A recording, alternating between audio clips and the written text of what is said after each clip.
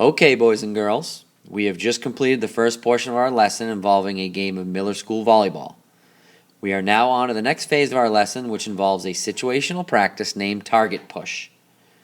We have determined from my line of questioning that the students that experienced the most success hitting it over the net were those boys and girls that chose the correct hit.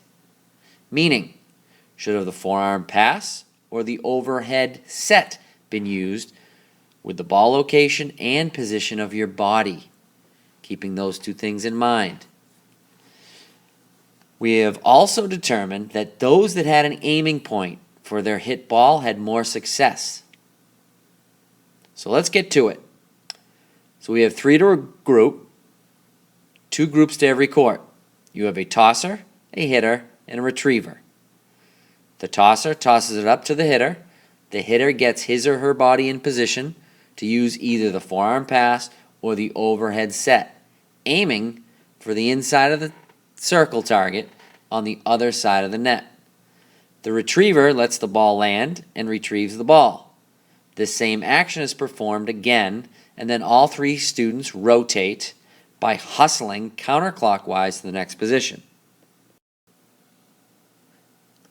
So let's take a look at the situated practice to see if we can determine why these players are having success or not having success, and why is that?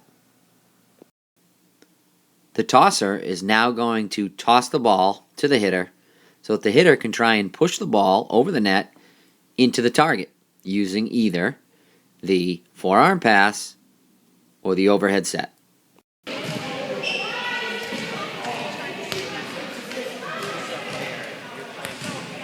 The retriever is going to grab the ball, and everybody rotates counterclockwise. Having seen the first hit, can you tell me why the first hitter had more success with his first hit than his second? Keep in mind what we talked about with body position and where the ball was in relation to his body. Did he use the correct techniques? Does the height of the toss determine which hit you use, whether it's the overhead set or the forearm pass?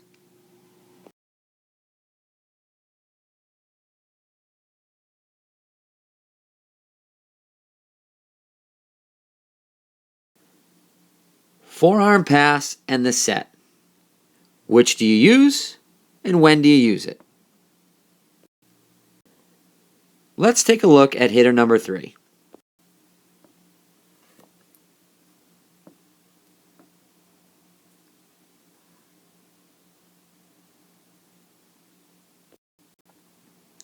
If you were hitter number 3, which hit would you want to do over, and which hit would you use with that do-over?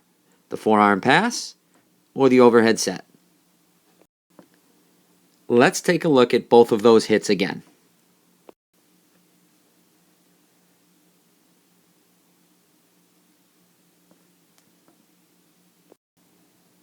I say we let the rest of this play through.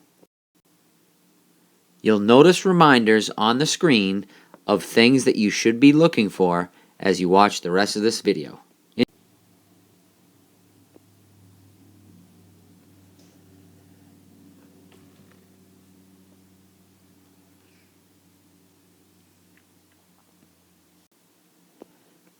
Notice the participants putting forth great effort, rotating from position to position.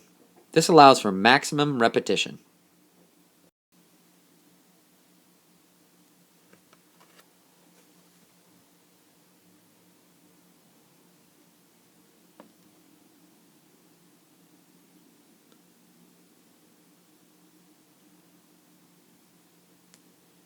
It's also very important that the retriever allows the ball to bounce on the floor.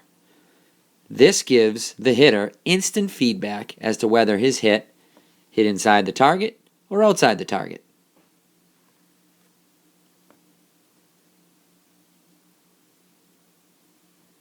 Notice how the toss of the ball can sometimes be as equally as important as the hit itself. So everybody's job is extremely important throughout this drill.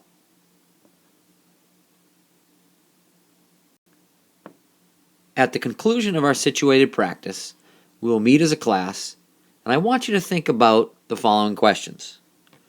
Did the tosser play a role in which hit we used and where we moved our body to? When the ball is above our head, which hit was most effective for you? Also, when the ball was below our head, which hit was more effective for you? Lastly, what could have we added or deleted from the situated practice to make it more effective?